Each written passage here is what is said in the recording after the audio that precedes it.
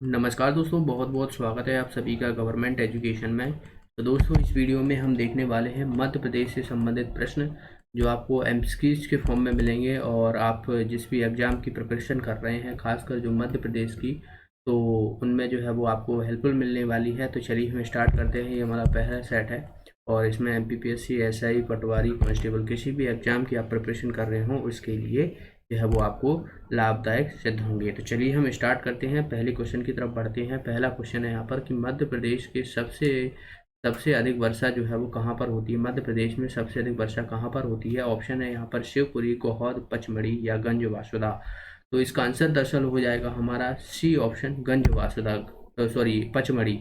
पचमढ़ी जो है ये आपको पता हो तो होशंगाबाद जिले में जो है वो पड़ती है, होशंगाबाद जिले में पड़ती है। और होशंगाबाद की बात की जाए यहाँ पर पचमढ़ी की, तो पचमढ़ी में जो है वो मध्य प्रदेश की सबसे ऊंची चोटी जो है वो धूपगढ़, जिसकी जो है वो ऊंचाई की बात करें तो 1350 मीटर जो है इसकी ऊंचाई है। ये पूछ ली जाती है, जो कि मध्य प्रदेश की सबसे ऊंची चोटी है और ये पचमढ़ी पर ही स्थित है। पचमढ़ी पर जो है एक वी फॉल करके जो है यहाँ पर एक जलप्रपात है, ठीक है, जिसे हम जो है वो जमुना जलप्रपात भी कहा जाता है। जमुना जलप्रपात भी कहा जाता है इसको, तो याद रखना है आपको पचमढ़ी पर। वहीं हम बात करें, देखिए शिवपुरी में है, तो यहाँ पर जो है इसे जो है वो बात की जाए तो ग्रीष्मकालीन की जो है वो राजधानी घोषित किया गया था। पर्यटन नगरी के नाम से भी जाना जाता है इसको। गोहद में बात की जाए तो यहाँ पर जो है वो सबसे कम वर्षा देखी गई। सबसे कम वर्षा जो है वो यहाँ पर होती है गोहद में, जो कि ये जो है वो भिंड जिले में पड़ता है। भिंड जिले की तहसील है ये, और यहाँ पर जो है वो सबसे कम वर्षा होती है। वहीं हम बात करें होशंगाबाद की, तो यहाँ पर क्या है, यहाँ पर हमें सबसे अधिक तापमान देखने को मिला था। तापमान सबसे अधिक जो है वो तापमान देखने को मिला था गंजवासुदा में। चलिए अगला क्वेश्चन देखते हैं। नेक्स्ट यहाँ पर पंख अभियान किस राज्य सरकार ने शुरू किया था। राजस्थान, महाराष्ट्र, मध्य प्रदेश या उत्तर प्रदेश। तो इसका आंसर हो जाएगा हमारा मध्य प्रदेश। मध्य प्रदेश ने जो है वो पंख अभियान शुरू किया गया था। तो इसका फुल फॉर्म भी आपसे पूछा जा सकता है, ठीक है। तो इसका फुल फॉर्म की अगर हम बात करें तो PANKH, ठीक है। तो P से हो जाएगा यहाँ पर प्रोटेक्शन, ठीक है, प्रोटेक्शन। A से हो जाएगा अवेयरनेस, वहीं बात की जाए तो इससे हो जाएगा, N से हो जाएगा न्यूट्रिशन, और K से हो जाएगा नॉलेज। और वहीं हम बात करें तो H से हो जाएगा हेल्थ, ए हाइजीन। ओके, तो हेल्थ हाइजीन। प्रोटेक्शन मतलब होता है सुरक्षा की, ठीक है। सुरक्षा हो गया, जागरूकता हो गया, अवेयरनेस हो गया, न्यूट्रिशन हो गया, नॉलेज हो गया, और ये सब। तो इसे फुल फॉर्म भी आपसे पूछा जा सकता है। ये दरअसल जो है वो बालिका दिवस पर जो है वो, यानी 24 जनवरी को जो है वो यह अभियान चलाया गया था। और जो चाइल्ड होते हैं, जो उनके लिए जो लड़कियां हैं, तो उनकी सुरक्षा और ये अवेयरनेस के लिए उनको बात की जाए तो हेल्दी फूड्स वगैरह ये सब प्रोवाइड कराने के लिए जो है वो पंख अभियान शुरू किया गया था मध्य प्रदेश सरकार द्वारा। अगले क्वेश्चन की तरफ बढ़ते हैं। नेक्स्ट है यहाँ पर सरदार सरोवर बांध किस नदी पर स्थित है। Option A Chambal, option B Tapti, option C Narmada, option D Betwa. तो आप सभी को पता होगा सरदार सरोवर बांध जो है ये नर्मदा नदी पर है। इसका आंसर हो जाएगा हमारा सी ऑप्शन। और नर्मदा नदी की अगर हम बात करें तो नर्मदा नदी जो है ये कहाँ से निकलती है, अमरकंटक से निकलती है। ओके, इसकी जो लेंथ है टोटल जो है वो 13-12 किलोमीटर है पूरी। और अगर हम मध्य प्रदेश की हम बात करें तो 1077 किलोमीटर जो है इसकी मध्य प्रदेश में लेंथ है, ठीक है। और नर्मदा नदी जो है वो मध्य प्रदेश के बात की जाए तो 15 जिलों से होकर निकलती है, ठीक है। 15 जिलों से होकर निकलती है, याद रखना है, ठीक है। नर्मदा नदी पर जो है वो आप देखोगे तो 3 जलप्रपात हैं। एक हो गया सहस्त्र धारा जलप्रपात, ठीक है, धुआंधार जलप्रपात, धुआंधार जलप्रपात, और एक हो जाएगा दुग्धधारा जलप्रपात, ठीक है, दुग्धधारा जलप्रपात। ये 3 जलप्रपात हैं, इनको आपको याद रखना है। नर्मदा नदी जो कि मध्य प्रदेश की जीवन रेखा है और मध्य प्रदेश की सबसे बड़ी नदी है, और ये जो है वो पूर्व से पश्चिम की ओर बहती है। पूर्व से पश्चिम की ओर बहने वाली भारत की सबसे बड़ी नदी है, ठीक है, याद रखना है, यह डेल्टा नहीं बनाती है। ठीक है, ये डेल्टा नहीं बनाती है। डेल्टा जो है वो ताप्ती होगी और नर्मदा होगी, ये दो जो है वो डेल्टा का निर्माण नहीं करती हैं, एस्चुरी का निर्माण करती हैं, याद रखना है। चलिए अगला क्वेश्चन देखते हैं। और नर्मदा नदी को एक चीज़ याद रखना है, नर्मदा नदी को भगवान शिव की पुत्री कहा जाता है। ठीक है, शिव की पुत्री कहा जाता है। नर्मदा नदी के जल में देखा जाए तो शिवलिंग जो है वो आपको, पत्थर जो होते हैं वो शिवलिंग की तरह जो है वो देखे जाते हैं, इसीलिए जो है आप ऐसे भी याद रख सकते हो कि नर्मदा नदी जो है वो भगवान शिव की पुत्री है। अगले क्वेश्चन की तरफ बढ़ते हैं। नेक्स्ट है यहाँ पर, निम्न में से कौन सा स्थान यूनेस्को की विश्व धरोहर में शामिल नहीं है? ऑप्शन ए है Bhimbetka, option B Khajuraho, option C Sanchi और ऑप्शन डी बात की जाए तो उदयगिरी की गुफाएं। तो इसका आंसर दरअसल हो जाएगा हमारा डी ऑप्शन, उदयगिरी की गुफाएं। उदयगिरी की गुफाएं जो है ये विदिशा जिले में पड़ती हैं। ठीक है, तो उदयगिरी गुफाएं जो है वो ये यूनेस्को की विश्व धरोहर में शामिल नहीं है। वहीं हम बात करें खजुराहो की, जो कि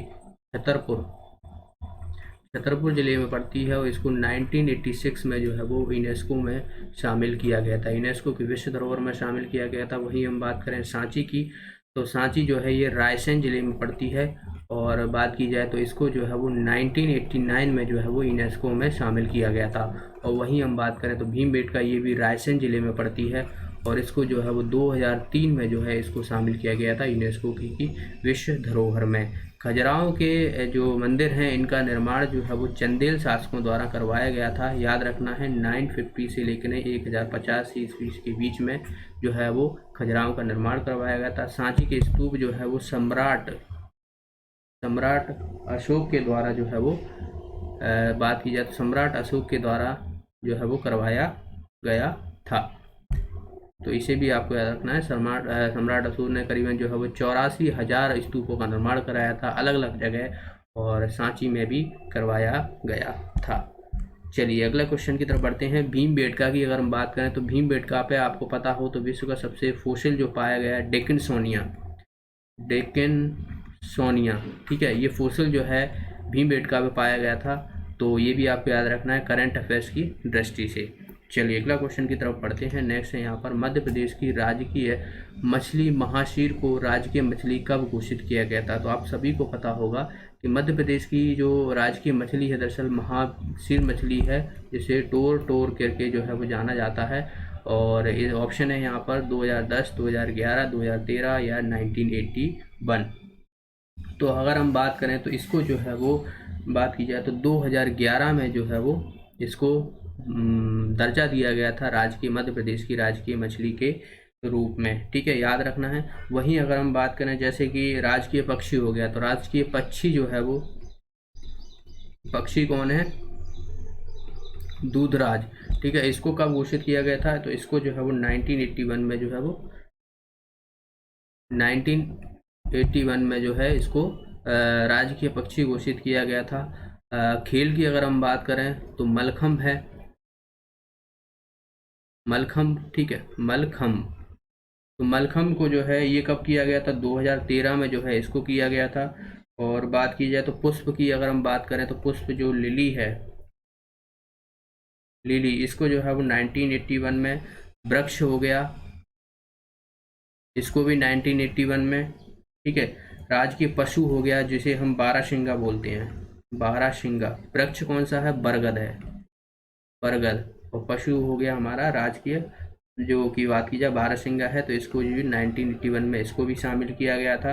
राजकीय नदी होगी हमारी, तो बात की जाए तो यहाँ पर इसकी जीवन, अगर राजकीय नदी पूछ ली जाए तो नर्मदा नदी है। ठीक है, तो इसे भी आपको याद रखना है। नाट्य हो जाता है हमारा माच, और नृत्य हो जाता है राई। तो इन सबको आपको याद रखना है। अगले क्वेश्चन की तरफ बढ़ते हैं। मध्य प्रदेश का राजकीय गान किसके द्वारा लिखा गया था? राजकीय गान, ऑप्शन ए है सुभद्रा कुमारी चौहान, महेश श्रीवास्तव, शिवराज सिंह चौहान, माखनलाल चतुर्वेदी। तो इसका आंसर हो जाएगा हमारा महेश श्रीवास्तव के द्वारा जो है वो बात की जाए तो मध्य प्रदेश का राजकीय गान जो है वो लिखा गया था। और आप सभी को पता होगा राजकीय गान कौन सा है? सुख का दाता सबका साथी, शुभ का यह संदेश, कुछ इस तरीके से जो है इन्होंने लिखा था, जो कि हमारा राजकीय गान है मध्य प्रदेश का।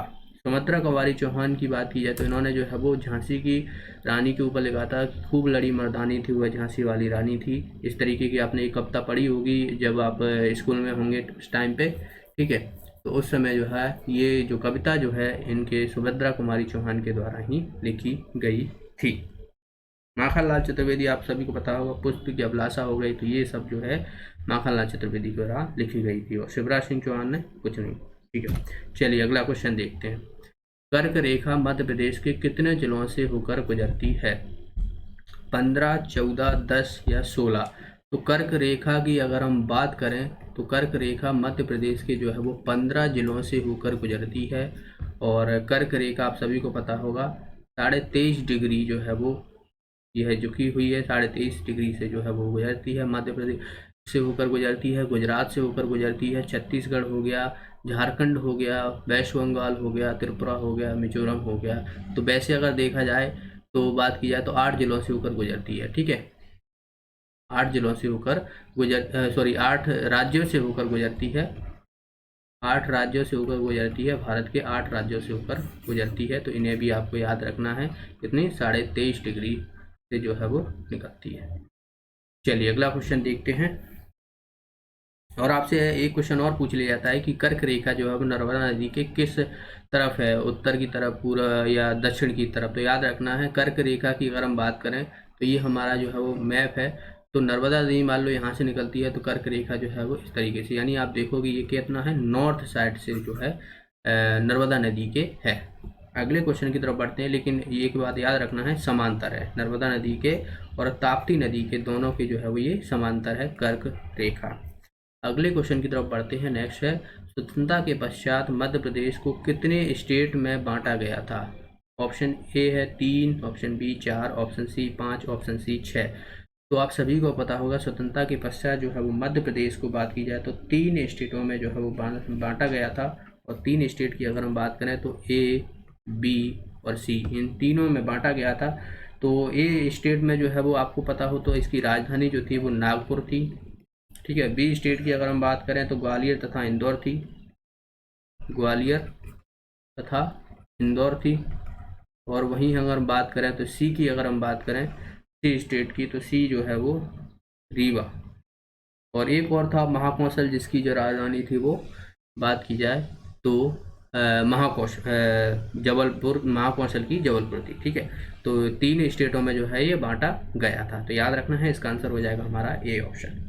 अगले क्वेश्चन की तरफ बढ़ते हैं। निम्न में से कौन सा नदी काकरीबरड़ी पहाड़ी से निकलती है? कौन सी नदी जो है वो काकरीबरड़ी से पहाड़ी निकलती है?